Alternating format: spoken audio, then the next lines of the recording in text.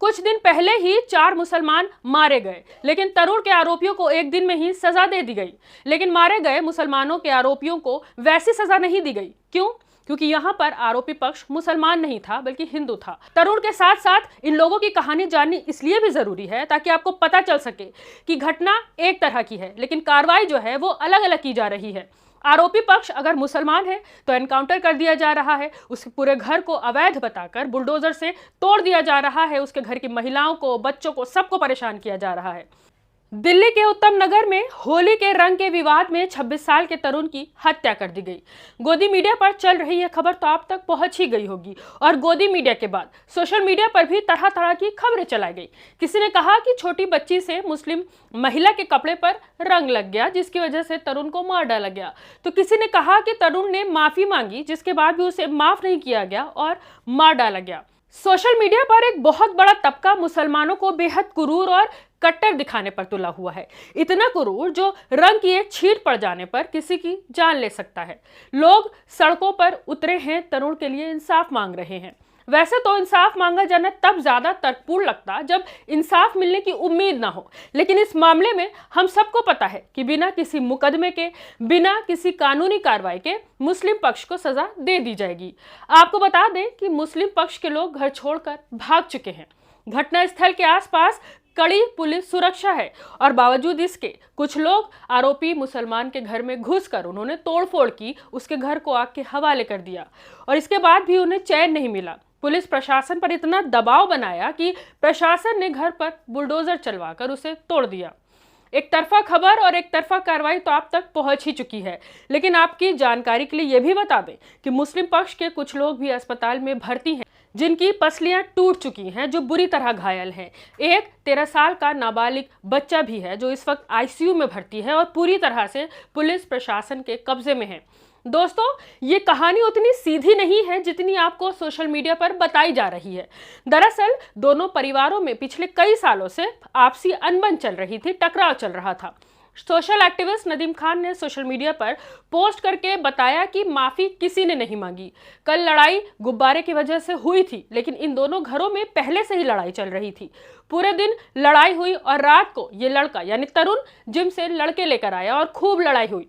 मुस्लिम पक्ष के 4-5 लोग बुरी तरह से घायल हैं।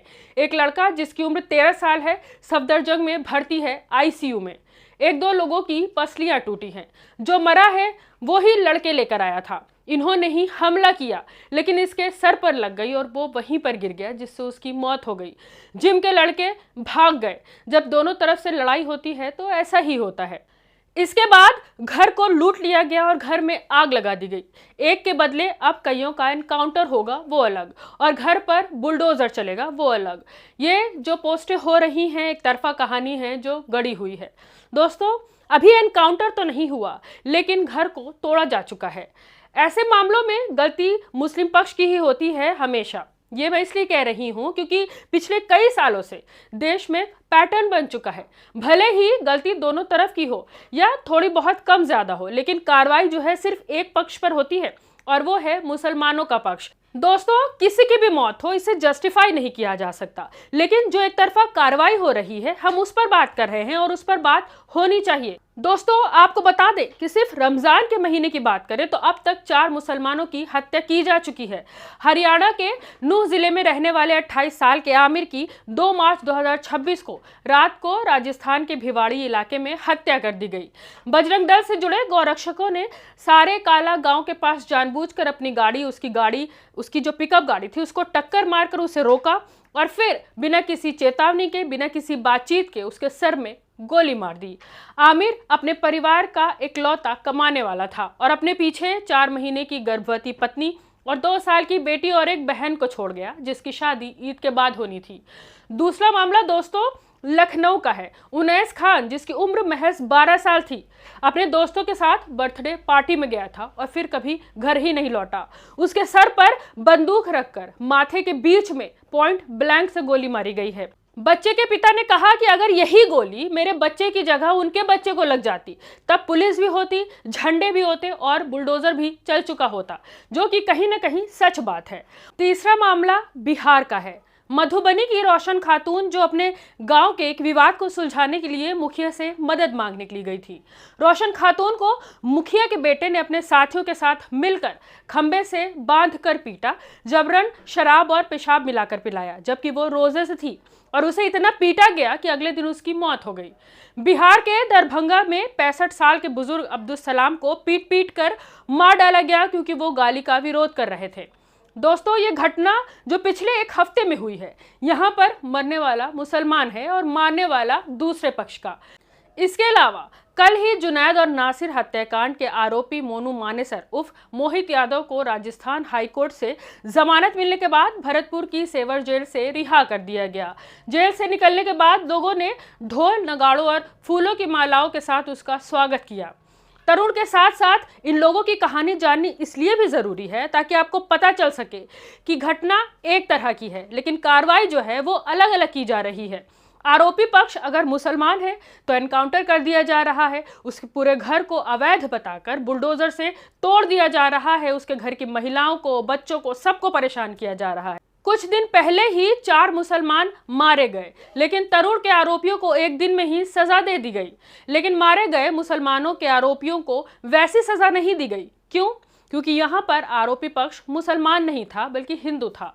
तरुण के आरोपियों को सजा मिलनी चाहिए, जरूर मिलनी चाहिए, लेकिन साथ ही साथ ये सुनिश्चित करना चाहिए कि जब देश एक है, कानून एक है, तो किसी अपराध के लिए सजा भी एक ही होनी चाहिए।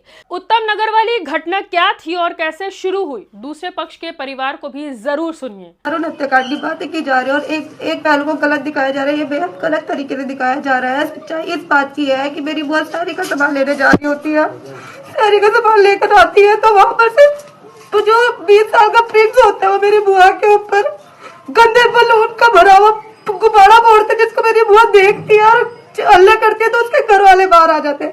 उसके घर वाले मेरी बुआ से बदतमीजी करते, उसके घर के बर्तन में दारू पी रखी होती है, मुझे दारू पी के मेरी बुआ से बदतमीजी करते। जब मेरी बुआ भी चिल्लाती तो मेरा भाई मेरे चाचा का लड़का पास पे ही रहता है और वो जब बाहर निकलता है देखते बुआ के साथ बदतमीजी कर रहे हो तो वो भी बाहर आता है, वो भी बोलने लगता है। तो वो लड़का देखते ही डंडा मारी शुरू कर देते मेरे भाई के ऊपर। जब मेरे घर के बड़े वहां पे पहुंचते हैं, जब थोड़ी बातें करनी होती है, पीछे से वो तरुण आता है, कुछ बंदों को लेकर आता है, उसके हाथ में लोड होती है, वो किताब बैठता और भी बहुत सारे डंडे थे जिससे वो मारने लग जाते हैं घर वालों को।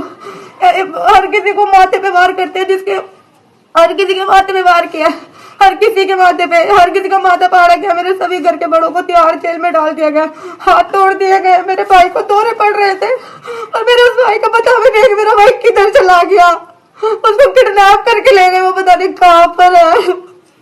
हमारी मदद करो। एक ही तरफ को देखा जा रहा है, दूसरी तरफ तो कोई दिखाया ही नहीं जा रहा है। मुसलमानों को टारगेट किया जा रहा है और ऐसा नहीं है कि हम आज ही से वहां पे रह रहे हैं, हम कई सालों से वहां पर रह रहे हैं और कई सालों से रह रहे हैं। हमारे बीच में प्यार मोहब्बत है।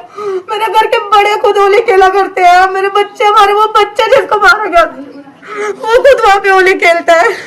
हमारे घर को टारगेट किया गया है, हमारे को सताया जा रहा है, हमारी सुनाई नहीं की जा रही है। मेरी आप लोगों से गुजारिश है, हमारी मदद कीजिए। प्रधानमंत्री मोदी से हमारी गुजारिश है, हमारी मदद कीजिए। योगी जी से हमारी गुजारिश है, आदरणीय रेखा गुप्ता से हमारी गुजारिश है कि वो हमारी मदद करें। प्लीज हमारी मदद कीजिए।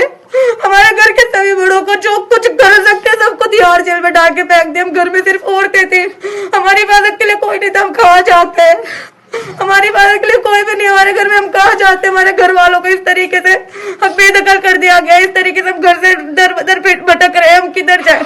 हमारे भाई का नहीं पता, मेरे भाइयों को भी जेल में डाल दिया गया और एक छोटे भाई का नहीं पता, उसको भी पता नहीं कहाँ लेके चले गए वो लोग। शहरी का सामान लेने गई थी मेरी बुआ और उन्होंने इतना बड़ा, छोटी सी बात को इतना बड़ा बना दिया। लोगों के घरों पे बुलडोजर चला रहे हैं। कोई ये बात आती है लोग घरों पे बुलडोजर चलाने की? ये बात है, लोग कितनी मेहनत से अपने घरों को बनाते हैं यार। कुछ तो सोचो, इंसानियत तो रखो।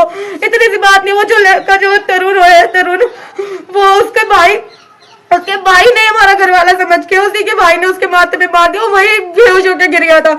हमारे हाथों में एक डंडा तक नहीं था कि हम अपना सेल्फ डिफेंस कर सके। हम अपना सेल्फ डिफेंस करते, अगर हम अपना सेल्फ डिफेंस करते तो हमारे घर के लोगों को कुछ नहीं होता। हमारे घर के सारे लोग वहां जाकर वो हॉस्पिटल में ना जाते और उसके बाद उनको अच्छे से ट्रीटमेंट भी नहीं दी गई और उनको ले जाके तिहाड़ जेल में फेंक दिया गया। ये कहाँ की बात आती है? ये कहाँ का संविधान है? ये कहाँ का कानून कहता है कि एक ही पहलू को सुना जाए, दूसरे पहलू की बात ही ना रखी जाए। पुलिस के सामने घरों को तोड़ा जा रहा है, पुलिस कुछ नहीं कर रही है, घरों में आग लगाई जा रही है। हमारे घर में कुछ दिनों बाद शादी थी, हमारी शादी का सामान वगैरह सब ऐसे ही रखा हुआ है, उन सबको जला दिया गया। अब हम क्या करेंगे? हमारे घर के बड़ों को जो हमारे को संभालते हैं, बच्चे बच्चे दर बदर भटक रहे हैं, हमारा क्या होगा? अब हमारी मदद कीजिए प्लीज, हमारी मदद कीजिए। आपसे गुजारिश करते हैं, हाथ छोड़ते हैं, हमारी इस गुहार को सुनिए प्लीज। हमारे घर वालों को बेहद गंदे तरीके से घायल कर दिया गया उनको, और हमारा क्या होगा? हमारे लिए ऐसी ऐसी बातें बोली जा रही है, ऐसे अब लोगों को दूसरे पहलू के बारे में नहीं पता, तो कुछ इन्फ्लुएंसर भी हमारे बारे में गलत बातें कह रहे हैं, उनको नहीं पता। तो आप प्लीज प्लीज आप वीडियोस को देखिए और हमारी सपोर्ट में आइए प्लीज। इंसाफ का साथ दीजिए। जो लड़का तरुण है वो बजरंग दल के साथ था, बजरंग दल को सिर्फ एक मौका मिला हिंदू मुसलमान करने के लिए, जो कि हिंदू मुसलमान की तो लड़ाई नहीं थी, हिंदू मुसलमान की तो लड़ाई नहीं थी ये वाली, जो जिसको टारगेट बनाया गया है कि हम इसको हिंदू मुसलमान में बदल देंगे। ये कहाँ का इंसाफ कहता है कि आप एक इंसान को, एक ही धर्म के लोगों को टारगेट करो। प्लीज आप लोगों से मेरी हाथ जोड़ के गुजारिश है, प्लीज हमारी मदद कीजिए, प्लीज हमारी मदद कीजिए।